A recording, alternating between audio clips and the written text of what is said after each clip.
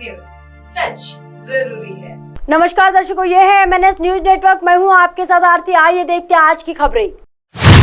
देखी ना होगी ऐसी गोल्ड की चोरी, अंडरवियर में ऐसे छिपाकर लाया सोना, अफसरों की फटी रह गई आंख। हैदराबाद स्थित राजीव गांधी हवाई अड्डे पर बुधवार को एक यात्री के इनरवियर में 331 ग्राम सोना छिपाकर स्मगल करने की कोशिश कर रहा था, लेकिन वो सीमा शुल्क अधिकारियों की गिरफ्त में आ गया। जब्त किए गए सोने की कीमत लगभग 20 लाख रुपए। एयरपोर्ट पर कस्टम अधिकारियों ने उस व्यक्ति को पकड़ लिया और जांच के बाद पाया कि यात्री ने अपने अंडरवियर में 331 ग्राम वजन का सोने का पेस्ट छुपाया हुआ था। वह शारजाह से यात्रा कर रहा था। कमेंट बॉक्स में आए लोगों के मजेदार रिएक्शन। बता दें कि जैसे ही ये खबर सोशल मीडिया पर वायरल हुई तो ट्विटर यूजर्स ने कमेंट बॉक्स में मजेदार रिएक्शन दिए।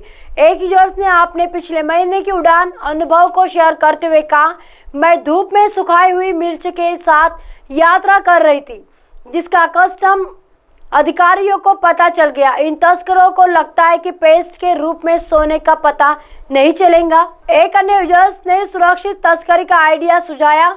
उन्होंने सुझाव दिया कि अगली बार सोने की एक शर्ट बनवाए और इसे पहनकर बिना पकड़े निकल जाए। अंडरगारमेंट में 1.72 करोड़ का सोना रखकर ला रही थी महिलाएं। आपको बता दें कि पिछले साल भी हैदराबाद में कस्टम विभाग ने 3 ऐसी महिलाओं को गिरफ्तार किया जो इनरवियर के जरिए सोने की तस्करी कर रही थी। महिलाएं दुबई से अंडरवियर और ब्रा में करीब 2.25 करोड़ रुपए का सोना लेकर आई थी, लेकिन कस्टम वाले इनका ये प्लान भी फेल कर दिया था। गिरफ्तार की गई तीनों महिलाओं ने ब्रा, अंडरवियर और हेयर बैंड में सोने को चिपका कर रखा हुआ था। सोने को वो दुबई से स्मगल कर हैदराबाद ला रही थी। आइए देखते हैं अगली खबर की तरफ। काशी से मिशन 2024 का शंखनाद करेंगे पीएम मोदी।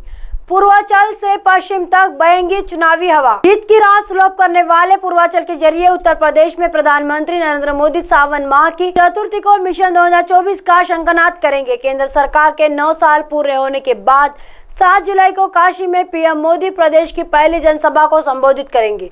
काशी को हजारों करोड़ रुपए की सौगात के साथ 9 साल में विश्व पटल पर नए कलेवर में उभरी काशी के विकास मॉडल को भी देश के सामने रखेंगे। प्रधानमंत्री नरेंद्र मोदी गुरु गोरक्षनाथ की धरती से 7 जुलाई की शाम को अपने संसदीय क्षेत्र के प्रवास पर पहुंचेंगे। काशी में गोधुली बेला में पीएम मोदी अपने सरकार की 9 साल की उपलब्धियों के साथ जनता के बीच होंगे।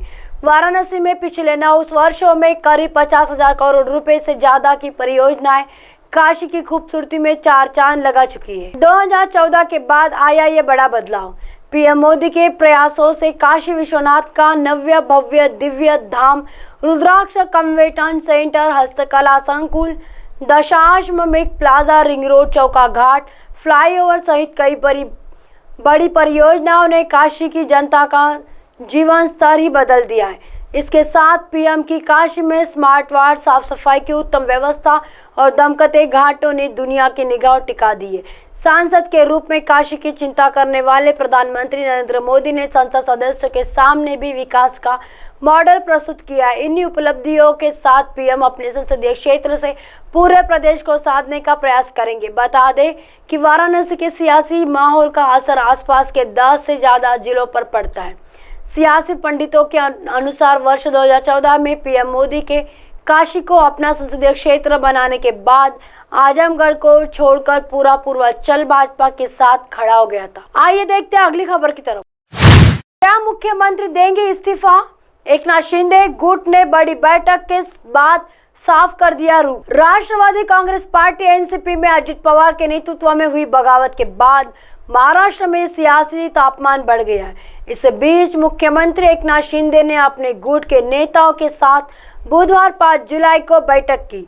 ये मीटिंग ऐसे समय में हुई है जब शिंदे गुट के नेताओं ने गठबंधन में अजित पवार की एंट्री से नाखुशी जताई है। यही नहीं, अजित पवार ने खुले मंच से मुख्यमंत्री पद की इच्छा जताई है। पवार के बयान के बाद शिंदे गुट ने साफ कर दिया कि मुख्यमंत्री एकनाथ शिंदे ही रहेंगे। सीएम निवास वर्षा पर मीटिंग के बाद शिंदे गुट के नेता उदय सामंत ने कहा कि मुख्यमंत्री के नेतृत्व में ही लोकसभा और महाराष्ट्र का विधानसभा चुनाव होगा। शिंदे गुट के नेताओं की नाराजगी पर उन्होंने कहा कि ऐसा कुछ नहीं है। वहीं शिंदे गुट के नेता और मंत्री शंभूराज देसाई ने भी कहा कि सीएम एकनाथ शिंदे के इस्तीफे का सवाल वो नहीं उठता। हमारे पास 200 से ज्यादा विधायकों का समर्थन है, हमारा कोई भी नेता नाराज नहीं है। मीटिंग में क्या चर्चा हुई? सामंत ने बताया कि मीटिंग में पार्टी के संगठन को मजबूत करने को लेकर चर्चा हुई। इसके अलावा उन्होंने कहा कि जल्द ही कैबिनेट का विस्तार होगा। हमारे तीनों दलों शिंदे गुट, अजित पवार गुट और बीजेपी के नेता मिलकर सभी जरूरी फैसले लेंगे। फिलहाल महाराष्ट्र में मौजूदा मंत्रिमंडल के मुख्यमंत्री शिंदे सहित शिवसेना के 10 मंत्री मंत्रिमंडल में बीजेपी के भी इतने ही मंत्री शामिल हैं। एनसीपी ने रविवार 2 जुलाई को एनसीपी के 9 विधायकों के सरकार का हिस्सा बनने से मंत्रियों की कुल संख्या बढ़कर 29 को हुई। राज्य में कुल 43 मंत्री हो सकते। अजित पवार ने क्या कहा? महाराष्ट्र में डिप्टी सीएम अजित पवार ने बुधवार 5 जुलाई को बैठक की।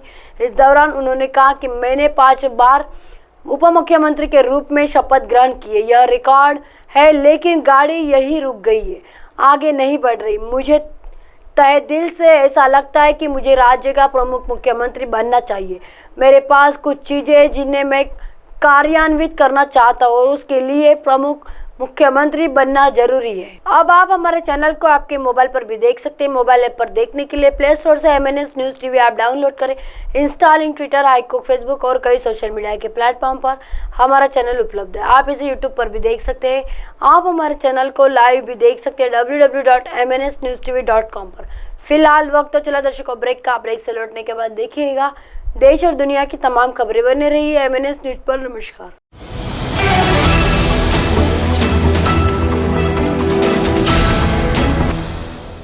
ये है MNS न्यूज नेटवर्क और आप देख रहे हैं MNS न्यूज।